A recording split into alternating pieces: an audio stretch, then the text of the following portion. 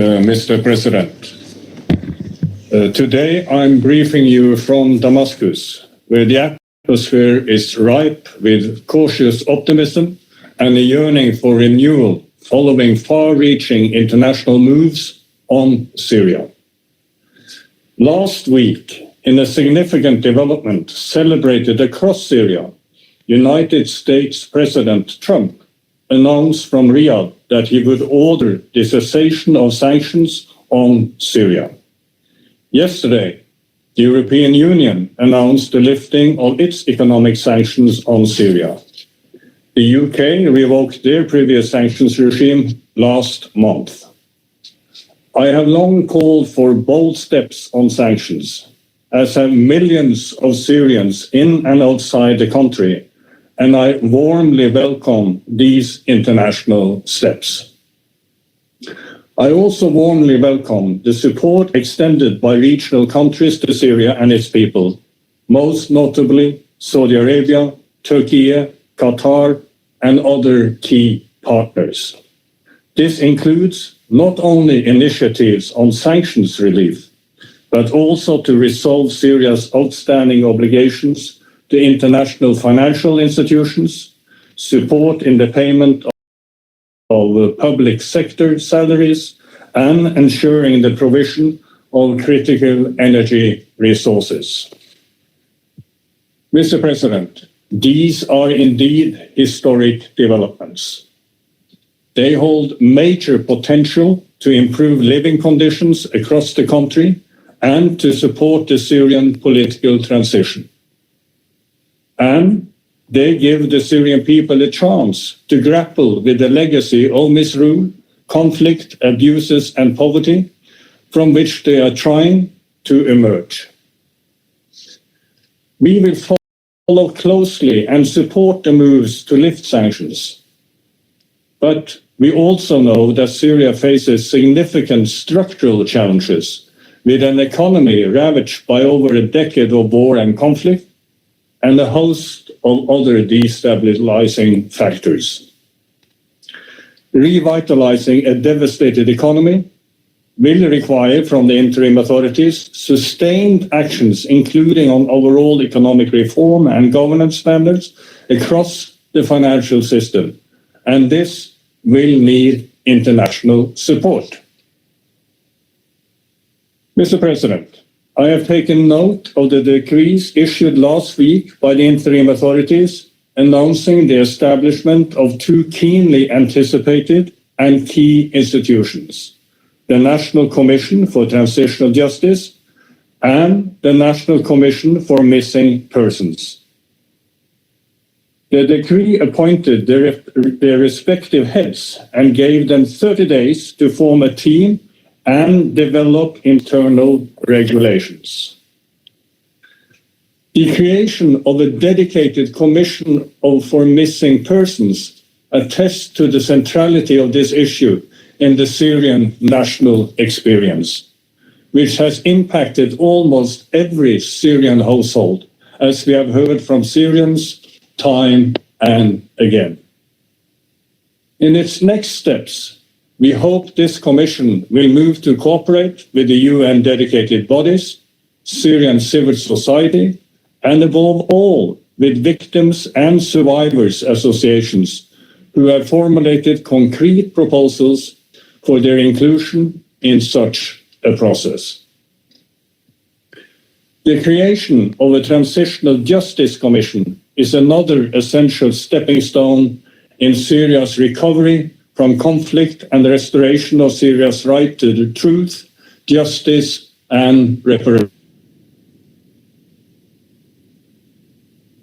A victim-centered, inclusive, and comprehensive approach to transitional justice, in line with the Constitutional Declaration as well as international standards. I appreciate the openness and willingness of interim authority representatives to engage with us on many of these issues. I note the recent constructive meetings between my deputy, Nadia Drochki, and several cabinet members, which provided an important opportunity to explore further avenues of cooperation. Mr. President, I have reported and continue to track closely concerns expressed by many Syrian women on a host of challenges. At the same time, I am pleased to report that the Syrian Women's Advisory Board was able to meet for the first time in Syria, in Damascus, since its inception in 2016. WAB members met the Minister of Social Affairs and Labour and a member of the Supreme Fatwa Council for in-depth discussions, as well as Syrian women counterparts and diplomatic representatives. WAB members and Syrian women more broadly continue to reinforce the importance of their political participation, to remind interlocutors of their unique position to observe the situation on the ground, and stress their willingness to offer advice to the interim authorities. In their engagements, the Women's Advisory Board members sought clarification on ministerial strategy, including the expected role of civil society, and reassurances that women's political engagement would indeed be ensured.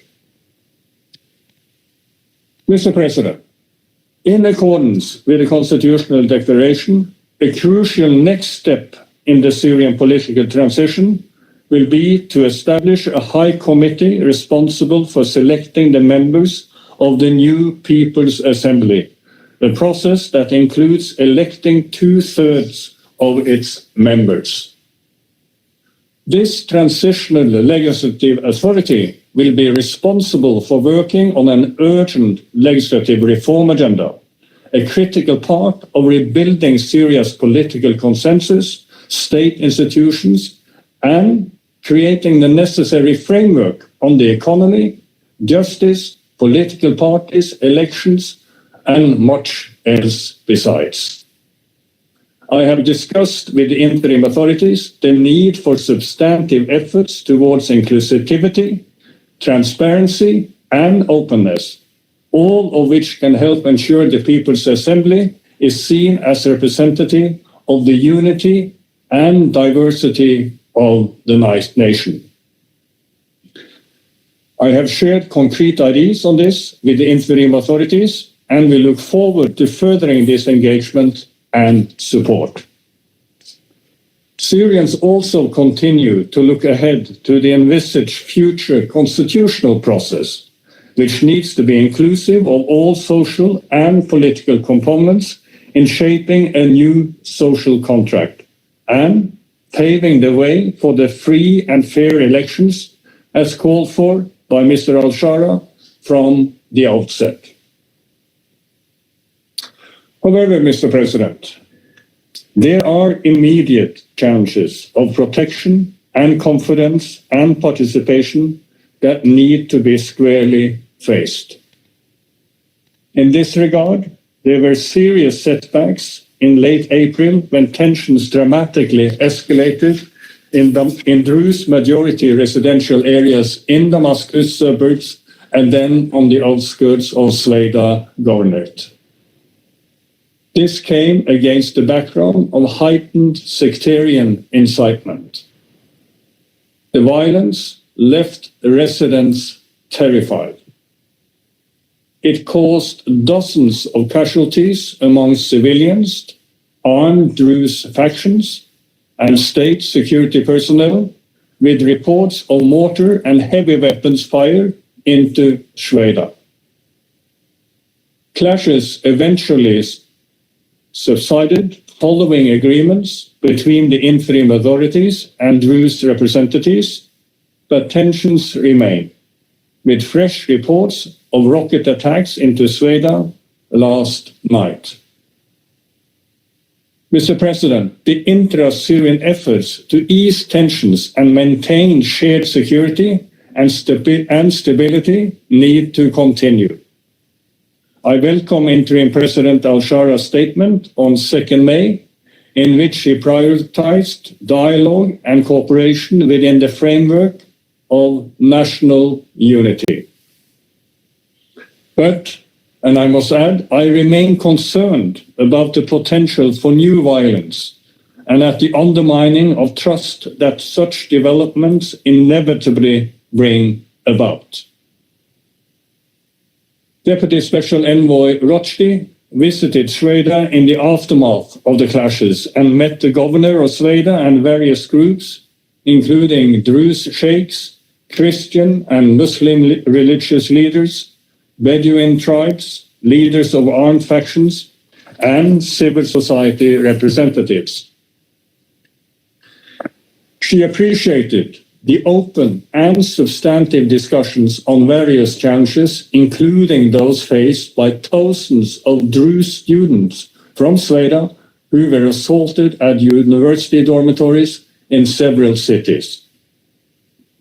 As a result of these attacks, many students were forced to abandon their studies and return to Sweden. Similar concerns have been raised regarding Alawite students in the coastal regions who are dropping out of school due to ongoing security threats.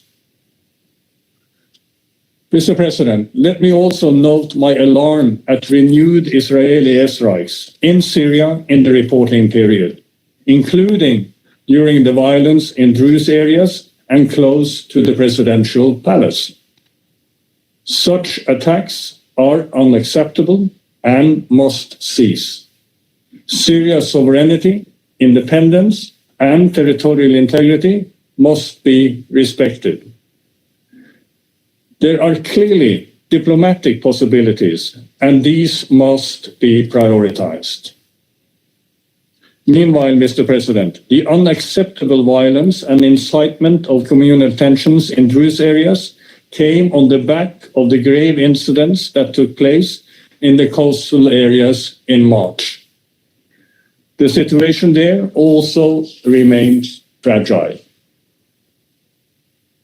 The fact-finding committee continues to examine incidents since March 6th. Deputy Special Envoy Rushdie met its member during a visit to the coast and was briefed on ongoing efforts to collect testimonies. She also met representatives from Alawite community and civil society groups who expressed deep concern about security and economic hardship, with women being particularly affected by the current situation. Interlocutors stressed the urgent need to address the growing polarization and foster mutual understanding among the different communities.